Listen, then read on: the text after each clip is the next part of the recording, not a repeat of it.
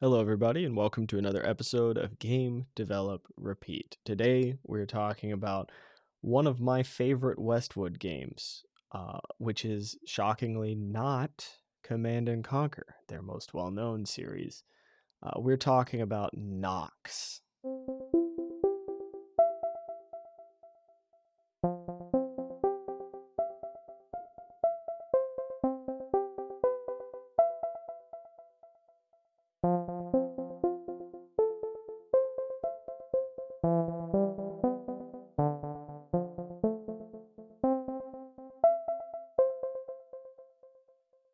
My introduction to Nox was a result of wanting more Diablo 2 in like a weird way. I was kind of tired of Diablo 2, I was like, I want more like this, but not this. So I went to the game store. I asked for something like Diablo 2, and they're like, well, we've got this, but why don't you just keep playing Diablo 2? But I don't know. I just wanted something else. So I got Nox after second guessing myself. And this game, when I first started playing it, I was like, I don't know, man. But it's one that I came back to a couple different times, and it's really very good. Uh, it just took a second to find the charm of it the first time I played it because I didn't understand how tongue in cheek it was when I was a kid. Like I didn't get the jokes, and I didn't understand what was going on there. Um, Here's a couple of my own misconceptions about this game. I did a quick search on it because it felt like the kind of game where I was gonna not have all my facts straight because of when I got it and how like I have like this weird mythology built up around it in my head about it being like this obscure game that nobody's ever heard of, which I think is just not the case. Um, I looked it up real quick. It came out before Diablo 2. This is according to Wikipedia. It came out 5 months prior to Diablo 2 and was generally very well reviewed. And it was not it was not the giant flop that I for some reason thought it was. I think as a kid, this guy at the store handed it to me with this face that said, if you're sure, if you really want to try this weird knockoff game that's totally just copying Diablo, like that's like the context of that conversation. Looking back at it, it felt like they were handing me like the weird knockoff game and looking at me like, are you sure you even want to try this? Uh, you know what? It it's great, and it came out before Diablo 2, and I was completely misunderstanding the like origin of this game, right? For some reason I thought it was like Westwood's response to the success of Diablo 2. Maybe it could have been a response to the success of Diablo, but I don't know. It's pretty different from that game. I don't know where it's coming from in that way, right?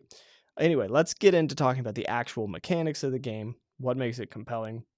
I will mention this is one of those games that is still pretty accessible. You can get Nox on GOG for like, I just looked it up as of the time of recording, it's like $6. Here's the deal with this game. You can pick from a few different classes. You can be like a conjurer, you can be a wizard, you can be do they call it a warrior or a barbarian? You can be, your kind of melee combat class. And all of the classes are pretty distinctive. They're all pretty different. So like the conjurer has like a summoning system that's actually pretty cool. The wizard has like this interesting trap system on top of their spells, and then the more warrior class has genuinely compelling mechanical features to it. Like there's the part that sticks out in my head so much is there's this harpoon kind of thing that you can shoot out at people. If you hit an enemy with it, it pulls the enemy to you, but if you hit a wall with it, it pulls you to the wall. That's going to be important in a second when I talk about multiplayer. The game also has a field of vision mechanic, which is something you don't see in these kind of top-down, um, sorts of games. It's not something that you see in your your Path of Exiles or your Torchlights or your Diablo. You don't see that much like cone of vision off of your character, but this game relies on that a fair bit, and it adds a lot of tension to the gameplay. It's actually really cool. My favorite thing about this game, by far, no question, my favorite thing about this game is the multiplayer. I used to have LAN games with some friends and with a sibling. We would have so much fun with the multiplayer on this game. It is it is so insanely fun with these just it's a lot of the times you play a game and the multiplayer is not balanced properly, or the mechanics from the single player don't translate correctly into the multiplayer. That's not the case uh in this game. All of the mechanics in the single player feel satisfying in multiplayer. I can't think of anything in the multiplayer that was disappointing. It's kind of like how in a game you'll have a blind or confusion or something that you're using on easy battles, and then as soon as you hit a boss fight, it's like, oh, never mind, doesn't work, it's useless, can't do it. Huge issue, right? Very annoying. Sometimes people do that in multiplayer too. This game does not suffer from that. It's solid.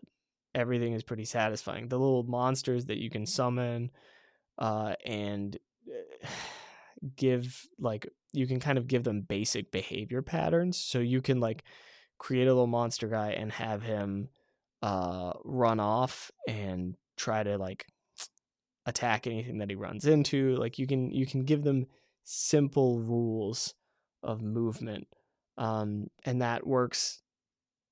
It works really nice. It actually kind of reminds me of Warlord's Battlecry 3 had that sort of a thing where you could set an enemy to scout. You can give basic behavior to your little summons as a conjurer. You can set up really satisfying traps as a wizard, and then the warrior dude will hook onto you, right? If you're like the wizard, but the wizard will then teleport away. You'll plan for this. You'll know that your enemy, your friend, is really happy about using the harpoon and really wants to hook onto you and charge at you, or hook into you and then hit the charge button and drag you across the map. There's so much cool stuff you can do with it. You'll know their strategy, and then as the wizard, maybe you will teleport away. For people who've played this game, it's possible that I'm mixing up little details because it has been a long time. It's possible that I'm mixing up which abilities are used where, or some of the monster behaviors. I might be a little off on some of these details. But you plan as the wizard, you know that the warrior is going to charge at you. So you drop a trap, teleport out of the way, he runs straight in the trap, boom, he's dead. And it's all extra compelling because you can't see around the corners, right? There's you know exactly where you can place something to where somebody's going to chase around a little too far and they're not going to see it in time. They're not going to have the reaction speed, and they're going to fall for your tricks. They're going to fall for your traps. So good. Absolutely. Absolutely love it. Let me give you the tiniest hint of the vibe of the single player experience, because I don't actually know how accessible the multiplayer is these games. I would have to look into it on GOG. I'm not sure whether or not there's a active multiplayer community. I kind of doubt it, but let's talk about the single player. The single player has kind of a cheesy campaign starting out. You in the opening cinematic, you're kind of sucked into a television, right? It's kind of weird. You're a modern dude sucked into this other world, other video gamey kind of world, fantasy world. And the character's name is Jack by default, at least. I don't remember whether or not you can change the character name. Huh, that's weird. Okay, so the core memory that stands out to me, the moment that I realized that this game was joking, was like really pulling my leg, was when I was playing the warrior and I met like the warrior trainer guy, right? He is the man who's going to teach you how to be a warrior and like get you into the warriors, like I'm going to call it a guild, right? He's going to teach you the ways and have you go through all the challenges and stuff. And he introduces himself very proudly and announces his name. His name is Horrendous. He's like, he very proudly says, I am horrendous. That was the moment that I realized that the game was like not taking itself too seriously, right? I don't know why I didn't realize it earlier. Like from the top, the game is pretty goofy. As soon as that clicked for me, I was like, oh, wait, I kind of love this. This is kind of great. I think it was just like a little too deadpan for me to fully understand at the time. And once I got it, I got it. So the story is, I would say, not amazing because it's a little campier than I like, but it is good. It's not like a there are games where the story is to die for, right? I would say that this is just an enjoyable romp through a campy universe. And then what you really come for is the gameplay, because there are things that this game does right that nobody in the genre has done like this that I've seen. I'm sure it exists. In fact, point me towards it, please. I want to play more games with this kind of gameplay. It's got so much cool stuff going on. The the extent to which the classes feel distinctive is incredible. They're each so distinctive, and they have their own very different campaigns. That's the other part of this, is each character, it feels like you're playing a different game, because each campaign, all the levels, I'm going to call it levels, whatever.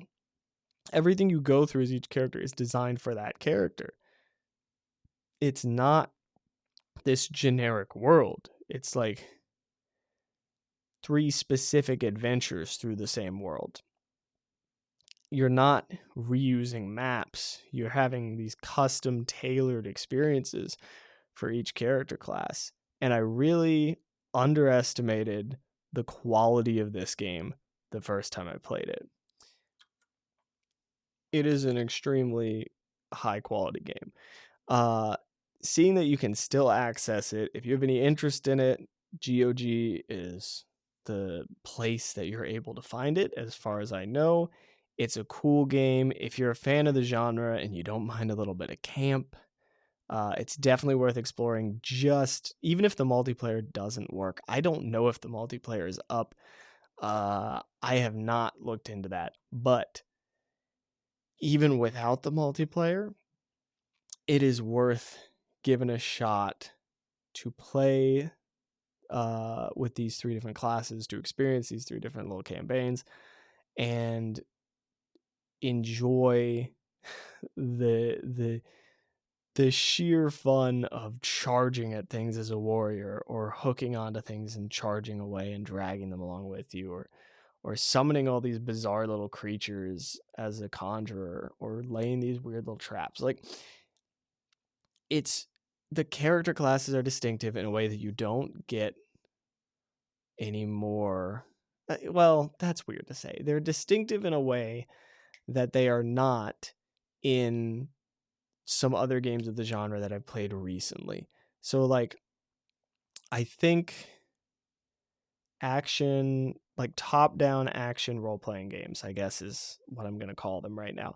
Games like Path of Exile, games like Diablo, they're a little bit, there seems to be a focus on having very like modular character classes where you can switch everything out. Like Path of Exile is extremely customizable as far as like build paths and that sort of thing.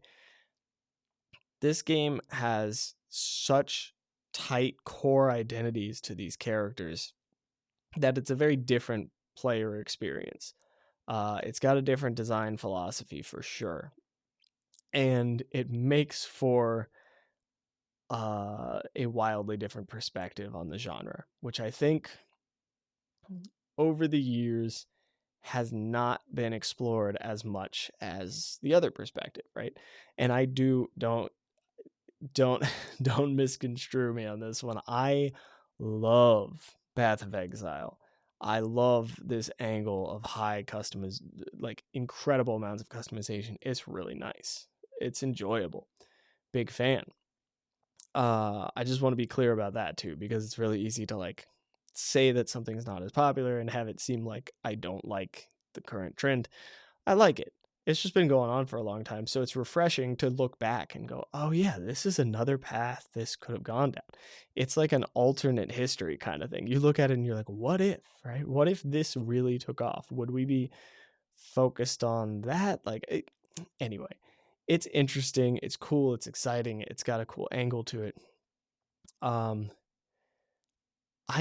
might have to look into the multiplayer, see if I can get it up and running and play it with somebody, because I have this craving for hooking one of my friends and charging across the zone with them and slamming them into a wall. Or you slam yourself into a wall and get stunned for a second.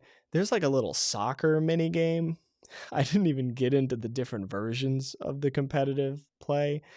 There's there's a soccer one. There's like just your generic like kind of kill each other deathmatch kind of style. I feel like there was more. What else was there? Okay, I looked it up really quickly. The different multiplayer modes are deathmatch, capture the flag, flag ball, which was the kind of soccer one that I'm talking about, and then King of the Realm, which is I guess like basically King of the Hill, and elimination, which is a death match with a certain number of respawns. It is all of those are fun for their own reasons, and I have nice memories of each one of them, especially Death Ball, Capture the Flag, and King of the Hill. I mean, those are all exciting ways to play it with the abilities that you have.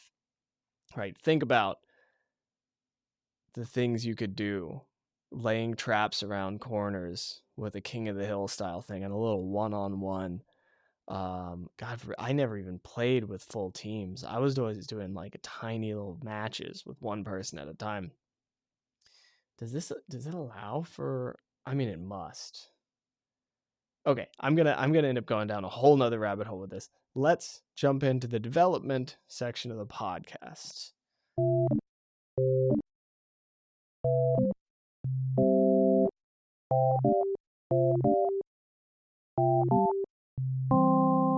All right, I'm going to take a slightly different angle of approach for the development section this week. I'm going to ask myself a few questions explicitly and then answer them. And the reason I'm doing it this way is I feel like I would like a consistent structure within this section of the show. Not a super strict one, but just the basic structure of what questions I'm asking myself and I know what they are and I'm answering them out loud, because I do think I am kind of implicitly asking myself certain questions and then just kind of rolling with it. I think for this section, it's nice to have a little more rigidness to the discussion.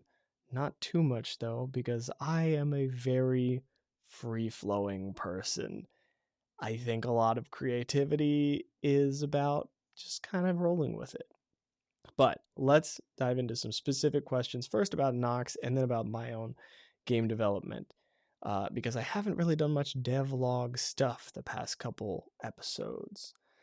So first off, was there anything in Nox that I wish was in more games? Was there anything in this title that I look at and I go, man, I wish that was around? Yeah, totally. And it's not that I want games that currently exist to include these things. It's that I wish there were more titles that were like this. So the line of sight thing is so cool in that genre. I think that's very interesting. I love that as a mechanic. I love the amount of stress that it adds, right? It really adds this intense uh it adds stakes where there aren't really stakes. It just adds that stake of like, oh man, if you've ever played Darkwood, it's that feeling except in a more lighthearted world. It's this feeling of what is around the next corner. At any moment something can surprise you, even though it's a more lighthearted game. Love that. Other thing that I like that I wish was in more games is this extremely well designed multiplayer mode. I think that was extremely compelling and in a certain niche. I know there's a lot of multiplayer games out there these days. I like that this game is has single player a tight set of mechanics for single player that convert over to multiplayer um pretty smoothly. The connection between single player and multiplayer is pretty satisfying. It's pretty good. I like that. It would be nice to have more of that, especially as somebody who grew up playing a lot of war strategies. And it makes sense to me that this came from Westwood, who's so known for Command and Conquer, um, because it does feel like it has that sort of balancing mindset where like these classes were made to interact with each other, but they're also made to be able to exist in this world. It's cool. Um, this is a big question. This is one that I am scared to answer for the level to which it could distract me, but I'm going for it. What do I want to make as a result of playing Nox? It's not that I want to make something specifically like this game. It's that I want to make something with some of its traits. I want to make something with a distinctive personality. I think that is a strong suit of this game. And I think I think one of the interesting things about that is that's one of my favorite parts of this, even though I don't 100% mesh with the personality of the game all the time. I think that the strength of its personality is great. I want to make something that has distinctive characters or play styles, right? Something where you can play the game as these three different characters and it feels like three different games. And that's tricky to do. I think part of that is they basically made three different sets of like little mini campaigns. But I like how extremely distinctive each play style feels, and I want to take that and put, even if I don't make separate play styles in a game, because that's a lot, and I'm not even sure that I'm not sure whether or not I want to do that. But what I do definitely want to do, uh, I'm sorry, I like this format, this is nice. What I do definitely want to do is I want to take a distinctive, clear, understandable approach to a character.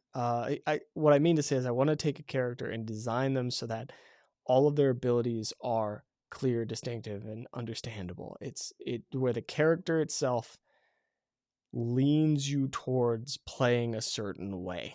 And now here's the really big question, which runs the risk of throwing me off course or inspiring me deeply. There's always a gamble when I ask myself this kind of question. Are there any tiny tweaks I want to make? And I say the word tiny because I don't want to redo my entire project. I don't want to redo my entire project off of a one little inspiration. Are there any tiny tweaks I want to make to my current project, which is a platformer, having thought about Nox? I think so. I haven't done a lot of art assets in animation yet. I've done a little bit of the animation stuff. I think that I want to really lean in on, this is such a dangerous question. I want this project to be done soon. I don't Okay, we're going with it. I would like to lean in on the character's aesthetic and build out around that. So at the moment, my character's aesthetic is that it's kind of like this globby guy, right? Because I'm going to be real with you, I'm not an experienced artist. I'm figuring it out. I love pixel art. Animation has been really fun, but I am very much figuring it out. I've got like a little globby dude who can like launch off the ground, and he can like there's a projectile that he can shoot. I'm not going to get too in the weeds with it. I want to build levels around that character's aesthetic, which I think it makes sense. That was kind of the plan to begin with, but it does focus me in a little bit more in terms of just how tightly I could, because I only have one player character. It's a small project. I don't need to worry about balancing around two different characters. I can kind of treat I can treat my enemies. I do have little enemy characters, little monsters in this game. I could treat the enemies as my like opponents, right? And design them to interact with my character in more fun ways. I already have some of this interaction, but it has me thinking, what else could I do here? And I think what I want to do, rather than, because this is dangerous territory. This is redesigning enemies territory, and I'm far enough along where I don't want to do that, especially since this is my first like proper small little project. I don't want to get stuck in this land where I start developing for way too long and so on. I just want to finish a project. So how I'm going to apply this is I'm just going to make sure that my existing mechanics are satisfying and that it feels like the player, as far as when I'm doing my animations and stuff, it feels like the player has a genuine impact on the enemies. Because I think a big part of the stuff that stuck with me from Nox was the amount of juice that goes into the like juice, like screen shake and like sound effects and that sort of stuff. All that tasty juice that goes into any moment of like impact is pretty good, while also not so over the top. I think I can use that a little bit to make sure that all of my characters' actions feel impactful. I think that's as far as I can go without causing an enormous amount of bloat on this project. So I'm going to try to keep it there and not go further, because I'm one of those people who I start coming up with a whole bunch of different ideas and it spirals out of control really quickly. Okay, that's a good segue into the other questions, which are, I'm going to try to get a consistent set of these questions, which are just what I'm doing in my development. I've got the first question, what did I develop this week? I did not. This was a busy week. This was a week where I knew this before this week even started. I knew going into this week, I looked at it and I went, okay, I'm not developing this week. I'm picking it back up next week. That's fine. Life priorities, stuff like that. So be it. I'm just taking a week. But I haven't talked about what I've been developing in general. So I am going to tell you what I was doing the previous week. I decided to dive into the swimming pool of spaghetti that is my character controller and try my best to just untangle a little bit of that giant ball of yarn. I know I'm mixing metaphors, whatever. This is why my code is spaghetti. The same reason that I mix metaphors is probably the same reason that my code is such a disaster. I had some variables in there that were just the same thing. they started as different things, but I conflated them, and then they just became one variable. I cleaned that up a lot. I literally just deleted like just whole blocks of code and then went back into the game and went, oh, it still works perfectly. That's cool. And then it was a mess. It was not great. But man, did I learn a lot by doing it. I am figuring out how to manage my Boolean values a little bit better. Tomorrow I'm going to jump back in. I'm going to dive right back in there, see where we're at. But I got rid of I had is walking and is moving as two separate things. Turns out I only needed one of them, and it actually is much cleaner with only one of them. Because there was some stuff going on in there. It was a disaster. But anyway, I won't bore you by continuing on with that. That's development at the moment. I'm still working on it. I think there's probably going to be a lot of level design this week. If I had to guess, it's probably going to be very level design heavy.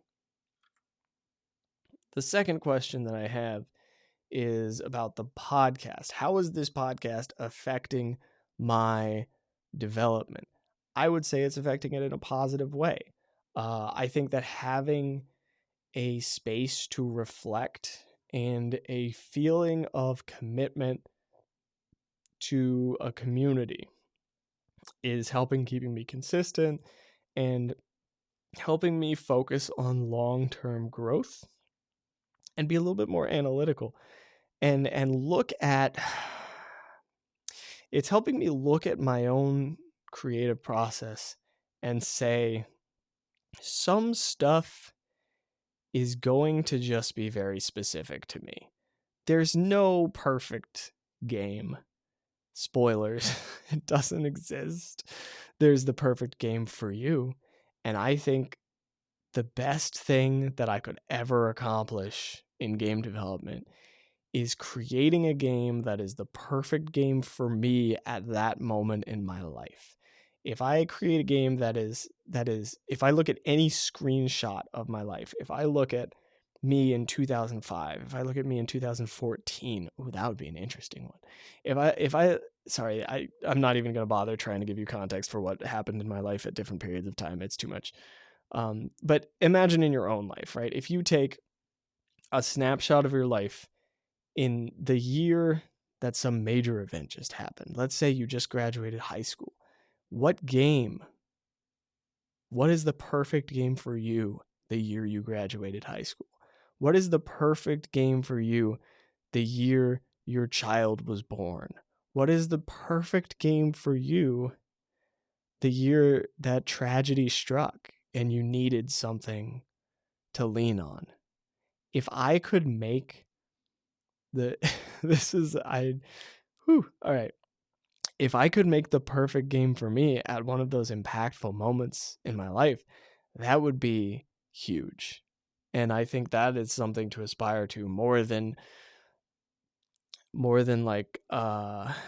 aspiring to making the most fun game or the perfect game for whatever. Maybe that's I don't know. I think that's an interesting angle on it. And I think that doing this podcast is helping me realize what it is that I really want to make in the long run. Okay, that got deep. We're going to go over to the last little chunk. We're going over a little bit today. Whatever, it's fine. We're going to go over to our section about sustainability.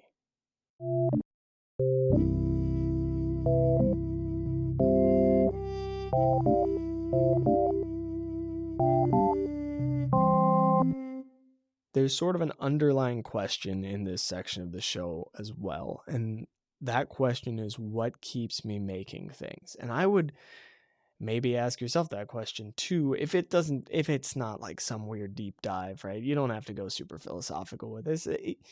What keeps me making things is I think the answer to it this week is mystery, right? Is what is going to come out of me? What am I going to make? I don't know. I think that's really important. I don't know what I'm going to make. I can have a plan for what I'm going to make, but I don't know what it's going to look like. If I knew what it was going to look like, the process would be very different. That would be like taking a photograph of something, right? Like maybe some people know exactly what the creative product looks like when they finish it. Like maybe that's just a different creative mindset that people approach this from. For me, I don't. I have this image that's very abstract. It's very blurry. And then if I go in on it and I start making it, it becomes more concrete and I discover things along the way. I just keep discovering and discovering and discovering new things. That's a big part of what keeps me making things. So the repeatable behavior off of this, knowing that that's what keeps me going a lot of the time, letting go of results. And this sounds like a mindset thing, but I think it really is a repeatable behavior. Do something where you're not attached to the results. And this may not be something that you can make yourself do. That is like a weird Zen like level of problem, right? It's very difficult to, that is a don't think about white elephants problem, where you're like, don't try. Oh, you're trying not to try. It's a whole thing. What I'm getting at is do an activity where you know you're not going to care about the results. I think everybody has one. I think everybody has something where they do it and they don't care how it turns out. And then it turns out and it's great or it's not. And you're like, okay, whatever, cool. For me, one of my biggest ones is improvising on piano. When I improvise on piano, I can just kind of let it go. I don't know why. It's great. I think I first learned it at the right time and it clicks for me. In some moments it doesn't. And if it doesn't, then I just walk away. But I think for some people it's cooking. For some people it's just like hanging out with people. You don't think about what you're going to say. You just kind of say it and then you have a good time and you're joking around with friends, right? There are these little moments where you completely let go of worrying about what the results of your actions are because you just trust that it's going to work out. And I think that little thing, that thing in your brain that's like, it's going to work out. It's fine. We know what we're doing. We got this. I think that if that can seep into your game development process, and that's, I hate to saying that almost makes it harder to make it happen. So if that's the case, I apologize. But if you can just let go when you're developing stuff, or at least remind yourself, like, in the long run, it doesn't matter. Nobody, there's so many games out there. Everybody's backlog is longer than the rest of their life is. Like, it doesn't really matter if I make an amazing game right now. So I can just make what I want. And I think doing things that remind you of that fact is very valuable. I realize how abstract and confusing that explanation of that might have been. I think it made sense. I'm going to give it the shortest summary version. Create things that you don't care about the results of. That's the summary. Create things where you don't care what the results are. Maybe because they're impermanent. Maybe you're doing a little Zen garden action, right? Like a little sandcastle situation. It's going to wash away. Do something where you look at it and you go, whatever. If you screw it up, whatever. If it's a masterpiece, whatever. It's gone one way or another. That to me is extremely freeing. And that is also the end of this episode. I felt so smooth with that closing, and then I started chuckling at myself for feeling smooth with it. Have a good week. Make some stuff. Enjoy yourself. And I'll see you next time.